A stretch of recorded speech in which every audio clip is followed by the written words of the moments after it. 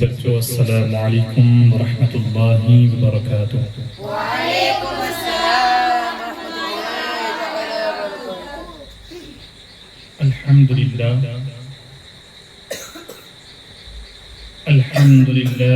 نحمده ونستعینه ونستغفره ونؤمن به ونتوکل علیہ ونعوذ باللہ من شرور انفسنا ومن سیئات اعمالنا، من يهده الله فلا مضل له ومن يضلله فلا هادي له، ونشهد أن لا إله إلا الله وحده لا شريك له، ونشهد أن محمدًا عبده ورسوله، صلى الله تعالى وعلى آله وأصحابه وأزواجه وأهل بيته أجمعين، أما بعد، فأعوذ بالله من الشيطان الرجيم، بسم الله الرحمن الرحيم، بلغ العلا بکمالہ، کشف الدجا بجمالہ، حسنت جمیع خصالہ، صلوا علیہ وآلہ وسلموا تسلیما۔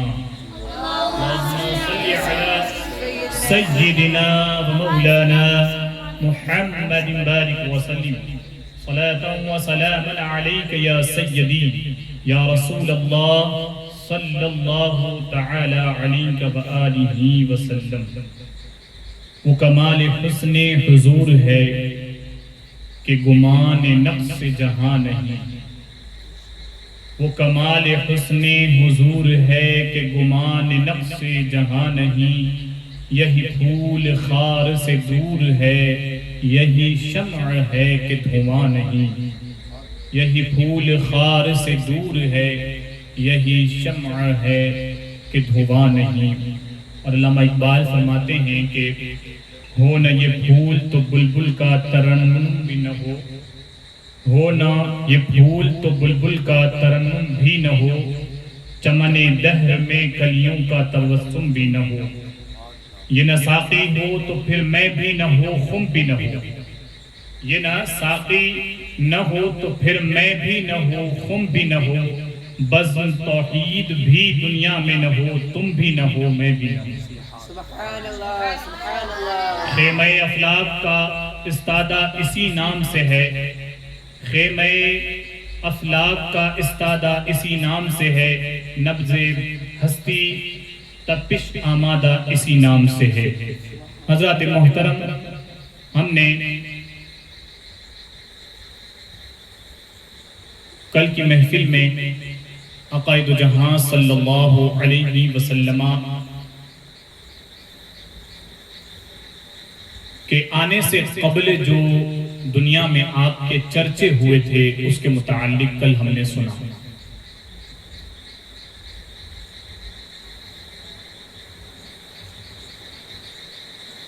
آج ہمیں جس موضوع پہ چند لمحوں کے لیے گفتگو کرنی ہے وہ یہ ہے، اللہ تبارک و تعالی کلام پاک میں ارشاد فرماتا ہے، الذی یراک حین تقوم وتقلبک فی الساجدین۔ قرآن مجید سورہ شعراء کی یہ آیت کریمہ ہے جس میں اللہ تعالیٰ ارشاد فرماتا ہے کہ جو آپ کو دیکھتا رہتا ہے جب آپ کھڑے ہوتے ہیں، کہہ دو یعنی اللہ تعالیٰ فرما رہا ہے کہ اللہ تو وہ ہے جو آپ کو دیکھتا رہتا ہے۔ کیا کرتا رہتا ہے؟ ہاں، کب؟ جب آپ اس کی بارگاہ میں کھڑے ہوتے ہیں۔ کیا ہوتے ہیں؟ کھڑے ہوتے ہیں۔ وَتَقَلُّبَكَ فِي السَّاجِدِينَ، اور آپ کو دیکھتا رہتا ہے جب آپ چکر لگاتے ہیں سجدہ کرنے والوں کے گھروں میں۔ کہہ دو سبحان اللہ. قرآن مجید اور فرقان حمید کی یہ آیت کریمہ جو میں نے آپ کے سامنے تلاوت کی، اس میں مقصد یہ ہے، تمہیدی بات، توجہ ہے، جی کہہ دو سبحان اللہ.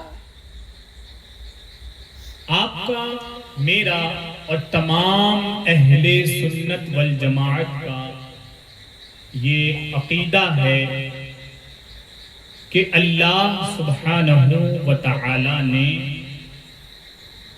آپ کے اور میرے نبی کو صلی اللہ علیہ وسلم حضرت آدم علیہ السلام سے لے کر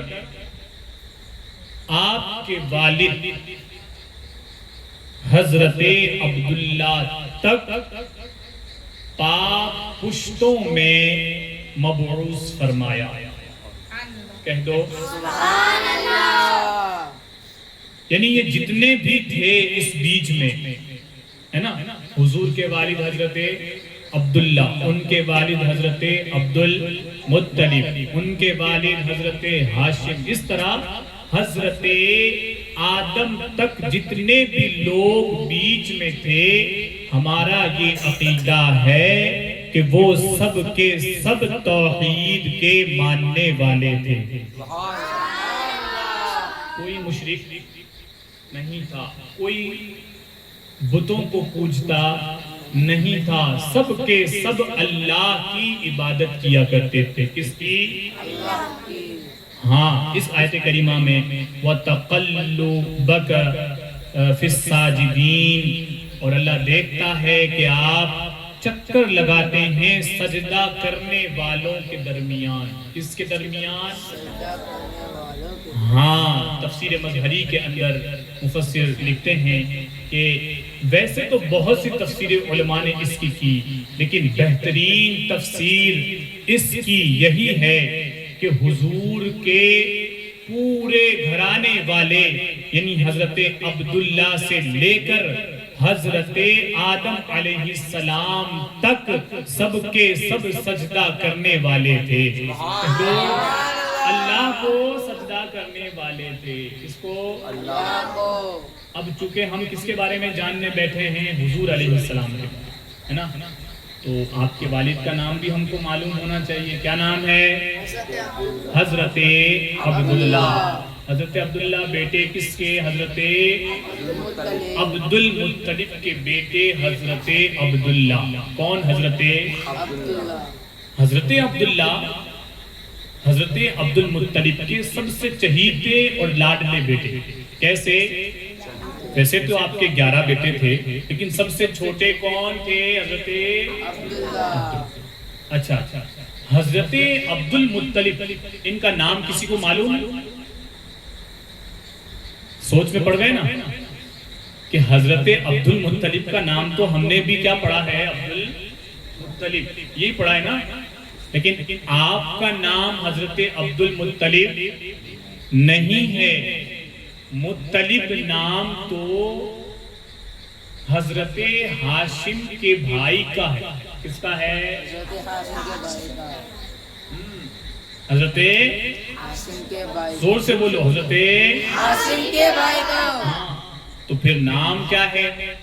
جاننا چاہو گے کہ حضرت عبد المطلب تھے کون؟ ان کا نام کیا ہے؟ اصل نام کیا نام؟ اصل نام.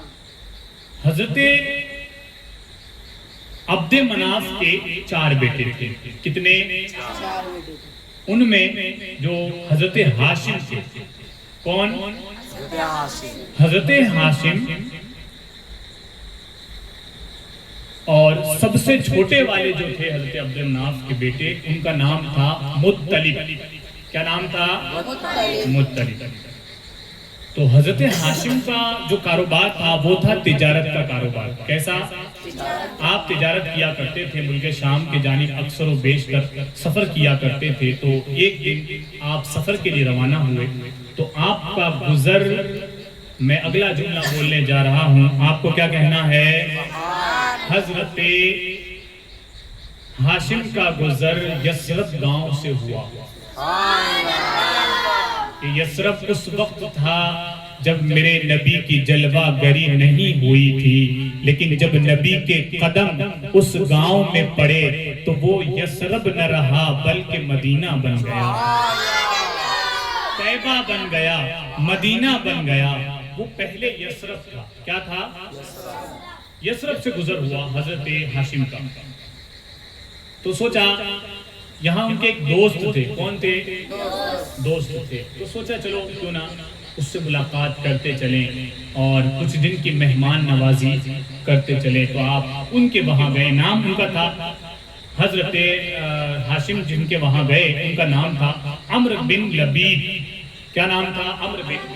آپ ان کے وہاں مہمان نوازی میں گئے، رکے۔ ان کی ایک بیٹی تھی، کون تھی؟ حضرت ہاشم نے ان کو دیکھا تو پسند آ گئی، تو ان سے کہا کہ میرا نکاح ان سے کروا دیا۔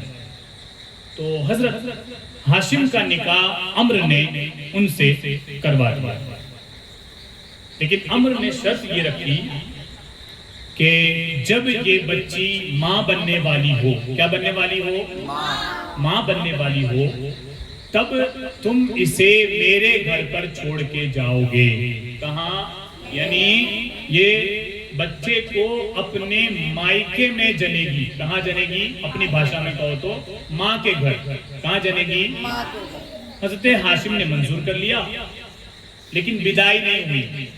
آپ ملک شام تجارت کو گئے، وہاں سے تجارت کرنے کے بعد جب لوٹے، لوٹنے کے بعد آپ کی ساتھ آپ کی اہلیہ کی یعنی کہ عمرو کی لڑکی کی بدائی کی گئی، تو آپ یثرب سے چل کر مدینہ منورہ تشریف، مکہ المکرمہ تشریف لائے۔ کہاں لائے؟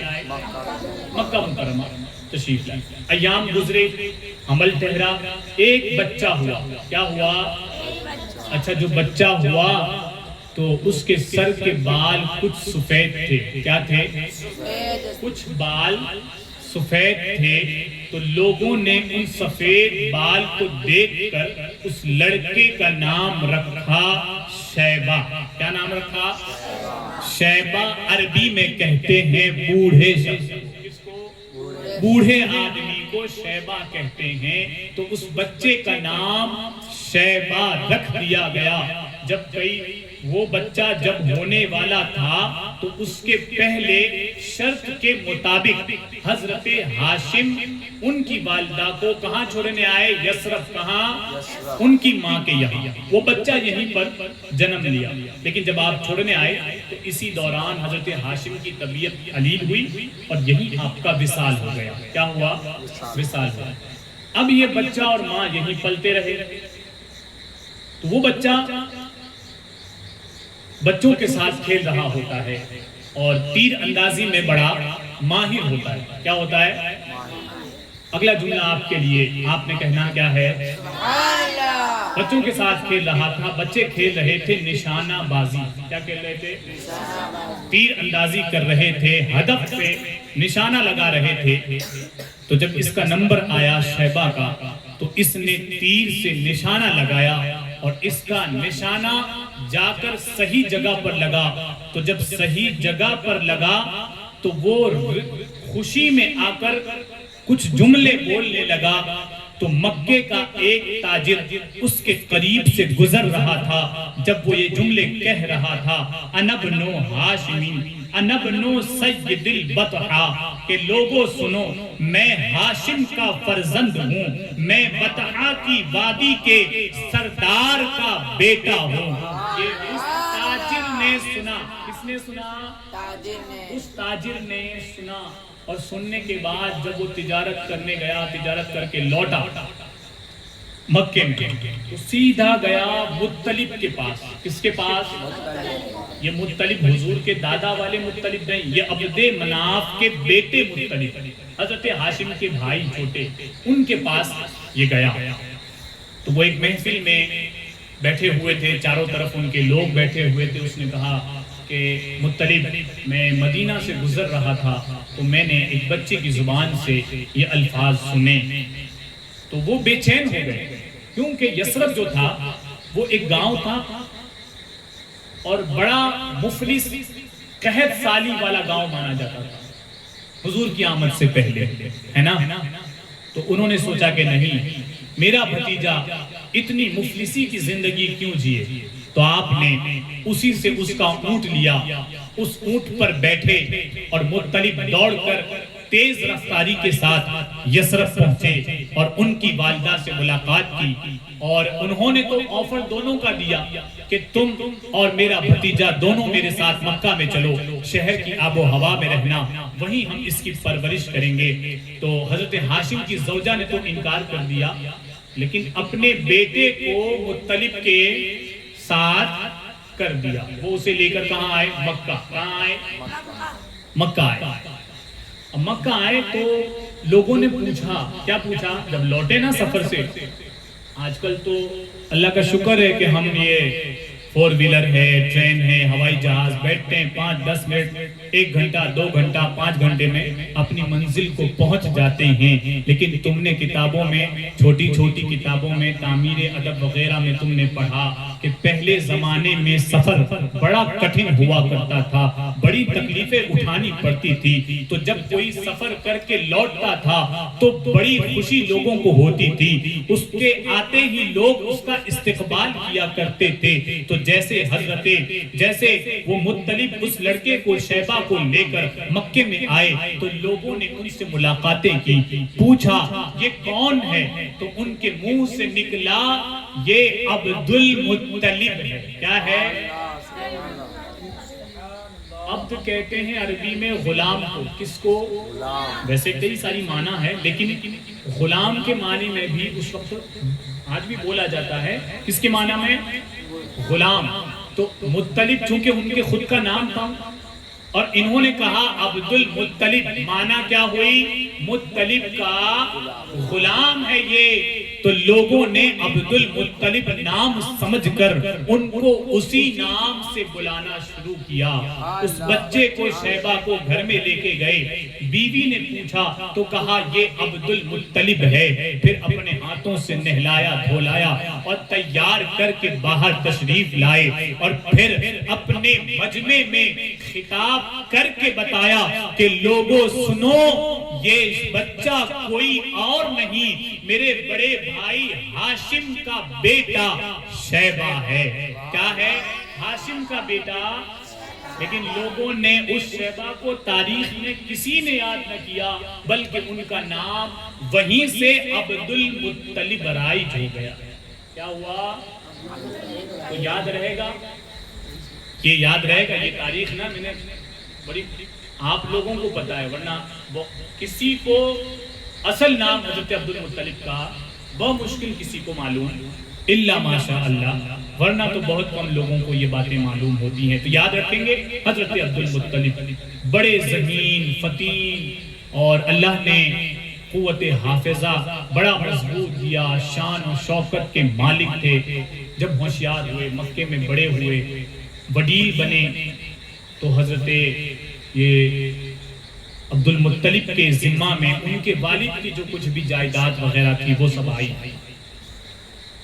چونکہ ان کے مرتبے تو بڑے بلند تھے، لیکن ان کے جو کچھ اہم کارنامے جو آج بھی تاریخ میں سنہری سیاہی سے لکھے ہوئے ہیں، کہہ دو ان میں سے ایک ہے بیر زمزم۔ کہہ دو زمزم کا نام سن کے تاریخ تو ذہن میں آ گئی ہوگی۔ یہ وہ کنواں تھا کہ جسے اللہ نے حضرت اسماعیل کے ایڑی رگڑنے سے زمین سے پھوٹا تھا، ہے نا؟ اور اس کا پانی پورا عرب پیتا تھا اور آج بھی الحمدللہ پیتا ہے۔ لیکن یہ وہ زمزم جب حضرت اسماعیل کے پیروں سے اللہ نے پیدا کیا تو اس کے بعد جو مکہ میں قبیلے رہتے تھے تو اس میں جو ایک قبیلہ تھا بنو جرہم۔ کیا تھا؟ بنو جرہم کو بنو خزاعہ نے مکے سے جلا وطن کر دیا۔ کیا کر دیا؟ نکال دیا۔ لڑائی دونوں میں ہوئی، بڑی سخت ہوئی، جو جیتا اس نے اس کو مکے سے باہر نکالا۔ تو بنو جرہم نے جاتے جاتے یہ سوچا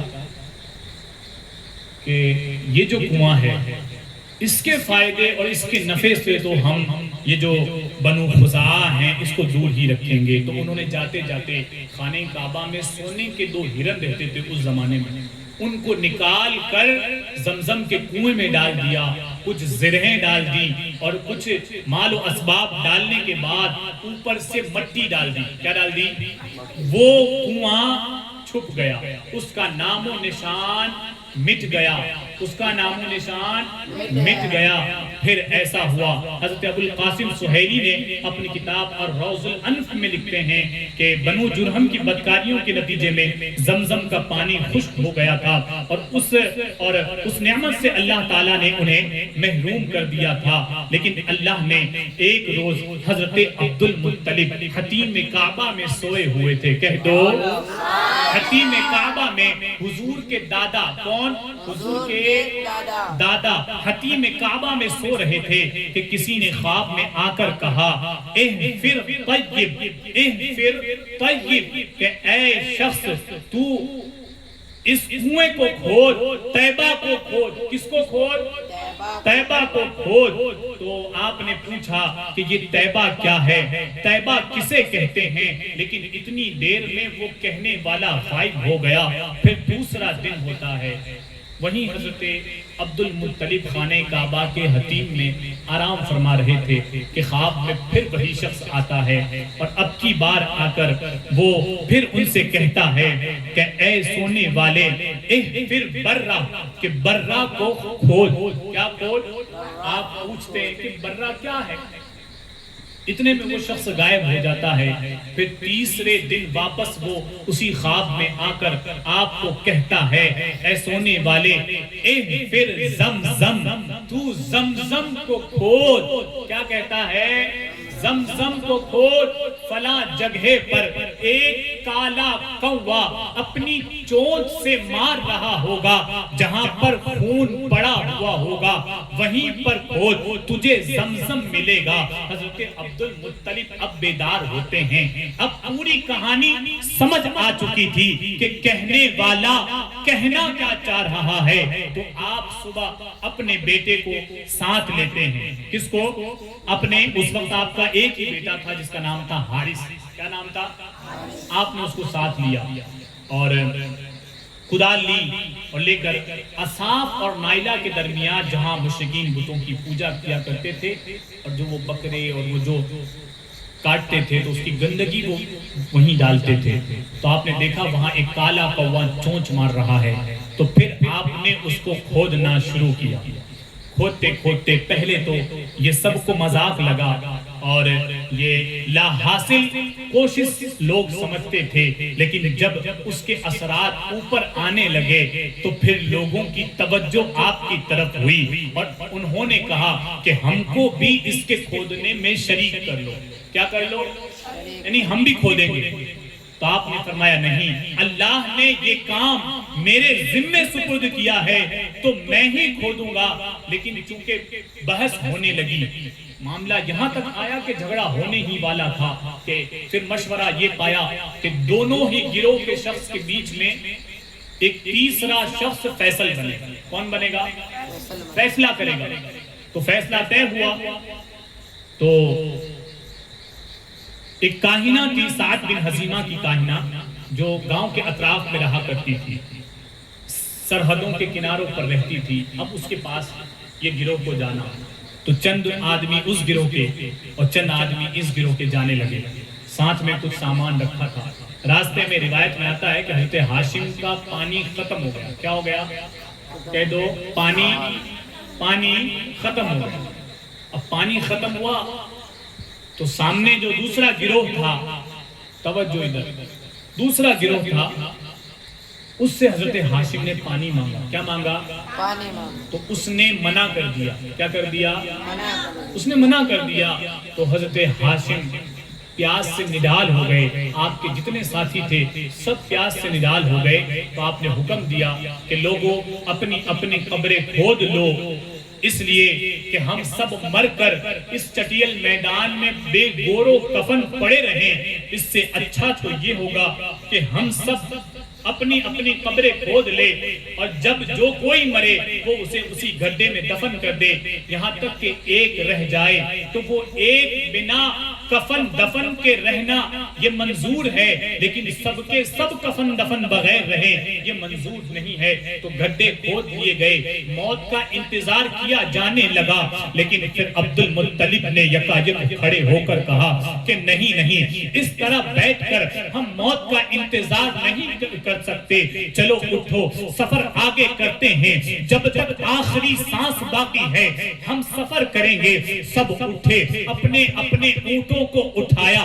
کجاوے کس لیے گئے، لیکن جب حضرت عبد المطلب نے اپنے اونٹ کو اٹھایا، قسم خدا کی جو ہی عبد المطلب کا اونٹ اٹھتا ہے تو اس کے پیروں کے نیچے سے ٹھنڈے پانی کا چشمہ جاری ہو جاتا ہے، ٹھنڈے پانی کا چشمہ جاری ہو جاتا ہے، پانی ٹھنڈا بھی ہے، میٹھا بھی ہے۔ حضرت عبد المطلب سب کو پلاتے ہیں، کہہ دو سخی گھرانہ، سخی گھرانہ سب کو پلایا، اور عبد المطلب نے حکم دیا کہ جاؤ سامنے والے فریق سے بھی کہہ دو کہ آ کر پانی کو پی لے۔ تو آپ کے گروہ والے کہنے لگے انہوں نے ہمیں پانی نہیں دیا، آپ کیوں ان کو پانی دینا چاہتے ہیں؟ تو آپ کے حضور کے دادا نے جواب دیا کہ سنو، اگر ہم بھی ایسا کریں گے تو ان میں اور ہم میں فرق کیا رہے گا؟ جاؤ اور جا کر بلا کے لاؤ۔ وہ گیا، بلا کے لایا کہ چلو پانی تم بھی لے لو۔ وہ پانی لینے آئے تو انہوں نے آنکھوں سے دیکھا تو کہنے لگے اے عبد المطلب، جب اللہ نے تمہیں اتنا مرتبہ عطا کیا ہے کہ اس ریگستان کے اندر جہاں کہیں پانی کی بوند موجود نہیں ہے، ہم نے تمہاری یہ کرامت دیکھ لی کہ تمہارے اونٹ کے پیروں کے نیچے سے پانی کا چشمہ پھوٹ نکلا، اس سے ہم سمجھ گئے کہ زمزم تمہارا ہے، ہم یہاں سے لوٹ چلتے ہیں۔ زمزم تمہارا ہے، تم کھودو، تم زمزم کے مالک، ہم اس کی ملکیت سے ہاتھ اٹھاتے ہیں۔ اور پھر یہ قافلہ وہیں سے لوٹ آتا ہے، زمزم کھودا جاتا ہے، کیا کیا جاتا ہے؟ اور سبحان اللہ وہ گم کیا ہوا زمزم آخر کار حضرت عبد المطلب کھود کر نکالتے ہیں۔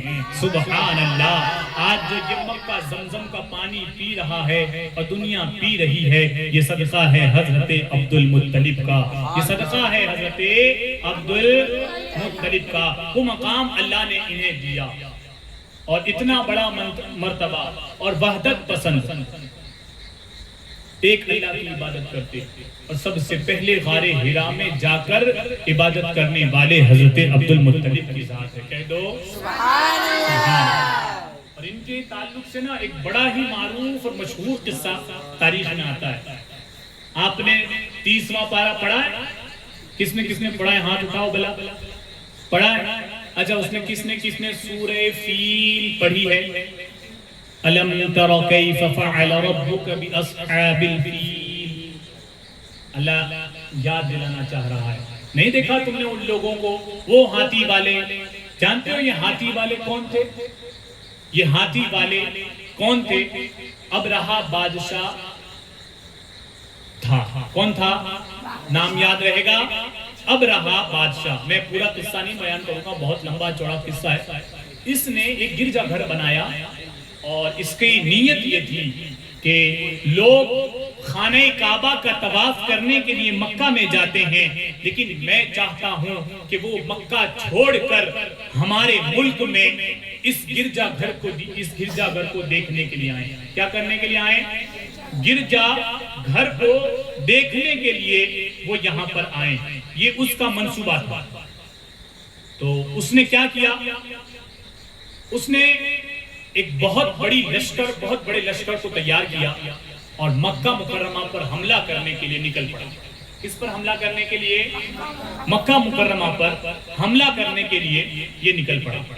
اور جب یہ نکلا تو خانہ کعبہ یعنی مکہ المکرمہ سے کچھ دور اس نے پڑاؤ کیا آرام کرنے کے لیے، اور اپنے ایک سپاہی کو بھیجا کہ جاؤ اور فلاں جگہ پر عرب لوگوں کے اونٹ چل رہے ہیں اور بکریاں چل رہی ہیں، ان کو بھگا کر لے آیا۔ وہ گیا اور بھگا کر لے آیا۔ اس میں حضرت عبد المطلب کے 200 اونٹ تھے۔ کتنے؟ 200 اونٹ پورے حضرت عبد المطلب کے تھے۔ کس کے تھے؟ اچھا، پھر اس نے قاصد کو مکہ میں بھیجا اور کہا کہ مکہ والوں سے جا کر کہنا کہ میں تم سے جنگ نہیں کرنا چاہتا، میرا مقصد ہے کہ خانہ کعبہ کو توڑ دوں اور اس کے جو قصہ ہے اس کو یہیں پر میں ختم کر دوں۔ اگر تم میرے آڑے آئے تو میری تم سے جنگ ہے، ورنہ نہیں۔ اور اس نے یہ بھی کہا کہ اگر وہ راضی ہو جائیں تو ان میں سے کسی ایک رئیس کو لے آنا۔ وہ گیا، اس نے جا کر پوچھا کہ بنو ہاشم کا سردار کون ہے، قبیلہ قریش کا سردار کون ہے؟ لوگوں نے کہا کہ عبد المطلب ہے۔ وہ عبد المطلب کے پاس پہنچا، سارا ماجرا سنایا تو حضرت عبد المطلب نے ایک تاریخی جواب دیا کہ سنو، ہمیں خانہ کعبہ سے کیا مطلب، وہ جس کا گھر ہے، وہ جس رب کا گھر ہے، اس کے ذمہ اس کی حفاظت ہے، میرے ذمہ اس کی حفاظت نہیں ہے، ہم تجھ سے جنگ کرنا نہیں چاہتے۔ تو اس نے کہا ٹھیک ہے، تم ہمارے بادشاہ کے پاس چلو۔ تو وہ چلا قاصد، اور ساتھ میں حضرت عبد المطلب بھی چلے۔ وہاں پہنچے تو حضرت عبد المطلب کی اس بادشاہ سے ملاقات ہوئی۔ تو جس نے ملاقات کروائی اس کا نام تھا انیس۔ کیا نام تھا؟ انیس نام تھا۔ تو اس نے ملاقات کروائی تو چونکہ حضرت عبد المطلب ایک باروٹ شخص تھے، تو جب یہ دربار میں گیا، میں تو یہ کہتا ہوں کہ عبد المطلب باروٹ ہوتے کیوں نہ، عبد المطلب کے خون میں میرے مصطفیٰ کا نور تھا۔ جیسے ہی دربار میں پہنچا تو بادشاہ عبد المطلب کو دیکھ کر اپنے تخت سے کھڑا ہو گیا۔ اس نے کھڑا ہونے کے بعد نیچے اترا اور قالین کے اوپر بیٹھ گیا اور اپنے بغل میں حضرت عبد المطلب کو بٹھایا۔ عبد المطلب کو بٹھایا اور کہنے لگا کہ بتاؤ کس مقصد کو لے کر تم میرے پاس آئے ہو؟ کیا کہا؟ کس مقصد کو لے کر آئے؟ تو حضرت عبد المطلب نے عرض کی کہ میرے 200 اونٹ تمہارا سپاہی ہاتھ کر لے آیا ہے، میں ان کو لینے آیا ہوں۔ کیا کرنے آیا ہوں؟ بادشاہ تعجب میں اور کہنے لگا کہ جس طریقے سے تم آئے اور میں نے تمہاری عزت اور احترام کی، مجھے ایسا لگا تھا کہ تم مجھ سے بات کرو گے اس گھر کی جسے میں توڑنے آیا۔ کیا کہا بادشاہ نے؟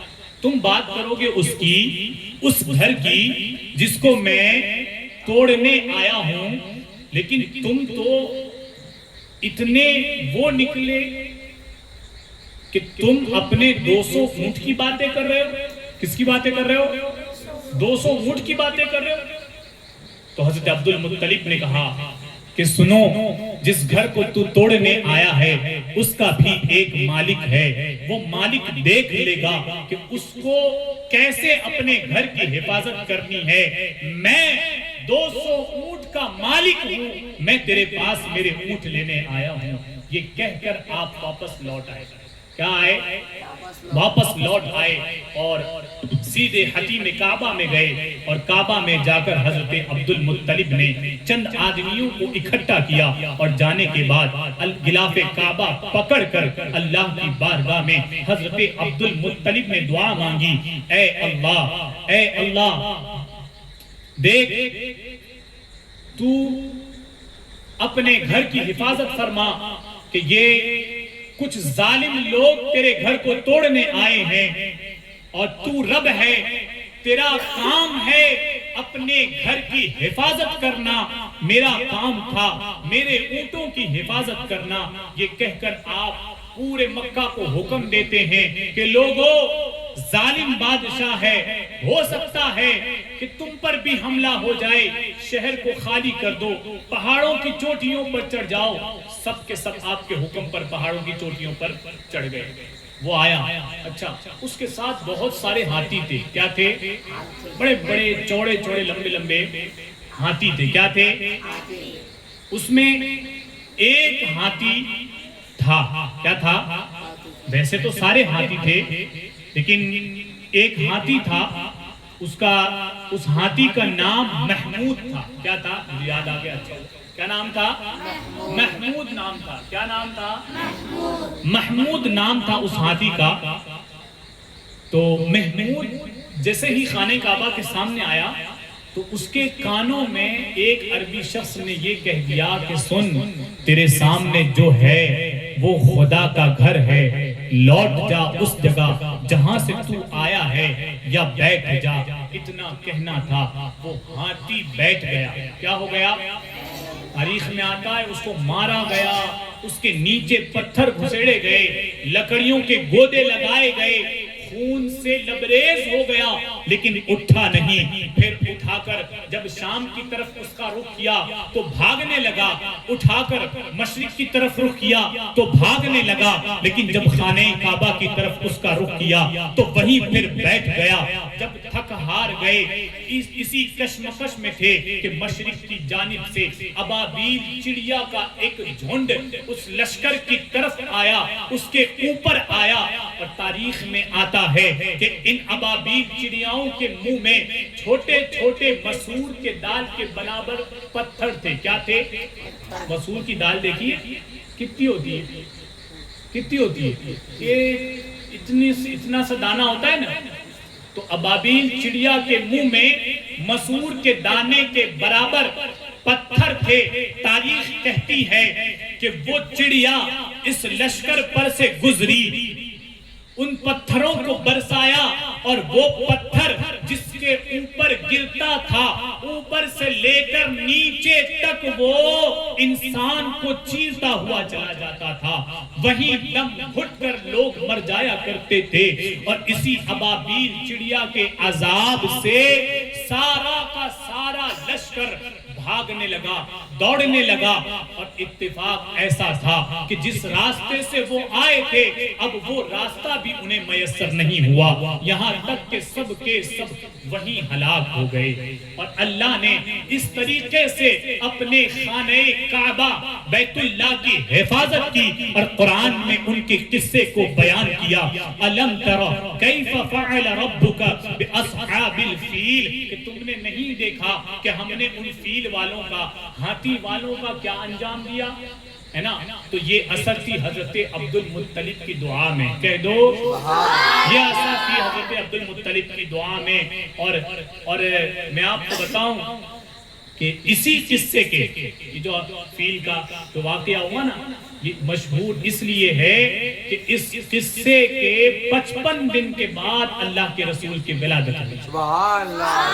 کتنے دن کے بعد؟ 55 دن کے بعد اللہ کے رسول کی ولادت ہوئی اسی تاریخ میں. اس لیے یہ قصہ اب رہے گا. اچھا، اس پورے لشکر میں بچا وہی صرف ایک محمود ہاتھی. کون بچا؟ صرف ایک محمود ہاتھی بچا، باقی سب کے سب ہلاک اور برباد ہو گئے. اور اللہ نے اس انداز میں اپنے گھر کی حفاظت فرمائی. اور یہی تھی حضرت عبد المطلب کی ذات. ان کے جو بیٹے تھے ان میں سب سے چھوٹے بیٹے حضرت بولو حضرت عبداللہ سب سے چھوٹے بیٹے تھے. اور یہی بیٹے تھے، یہ دنیا کے وہ باپ تھے، وہ خوشبخت باپ تھے، وہ بلند اقبال باپ تھے کہ دنیا میں اس باپ کے جیسا کوئی باپ نہیں ہے. اس لیے کہ یہ وہ باپ ہے کہ جس کی نسل سے اللہ نے اپنے محبوب کو جنم دیا تھا، اپنے محبوب کو جنم دیا تھا. یہ وہ حضرت عبداللہ تھے. خیر انشاءاللہ تعالی کل سے ہم اصل سیرت کی طرف آئیں گے اور حضرت عبداللہ کی تھوڑی سی مختصر سی زندگی اور حضور کی ولادت. کل انشاءاللہ تعالی حضور کی ولادت کے مبارک لمحے اور حضرت عبداللہ کے سیرت کے چند لمحے بیان انشاءاللہ تعالی کل کے خطاب میں ہوگا. السلام علیکم ورحمۃ اللہ وبرکاتہ. وما علینا الا البلاغ.